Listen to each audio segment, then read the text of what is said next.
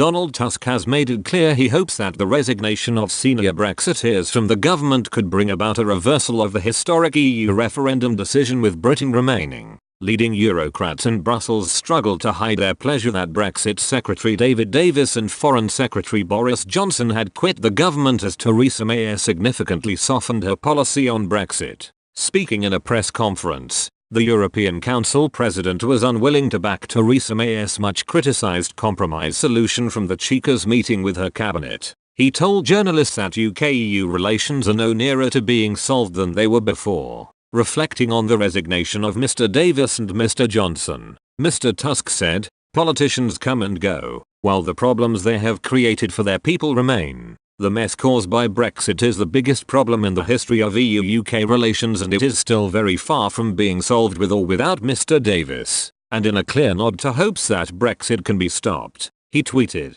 "I can only regret that the idea of Brexit has not left with Davis and Johnson, but, who knows?" The remark has come amid concerns that EU prevarication over the Brexit negotiations are part of a plan to draw out the process and persuade Britain to change its mind. Former Brexit Minister David Jones, whose job was to talk to EU governments in the first part of the negotiations, said he had no doubt that stopping Brexit was the EU's ultimate policy. He said, "Those words from Mr. Tusk are very worrying. There is no question that they want to reverse the vote to leave. I remember early on I met with a former Scandinavian Prime Minister who explained to me why Brexit would not happen and that we could just ignore the referendum vote. What we have seen is a process of attrition where the British position has been continually softened, and in the end the hope, in the EU, is that we will just lose heart and give up." Meanwhile, European Commission President Jean-Claude Juncker made sarcastic remarks at the press conference about the UK government.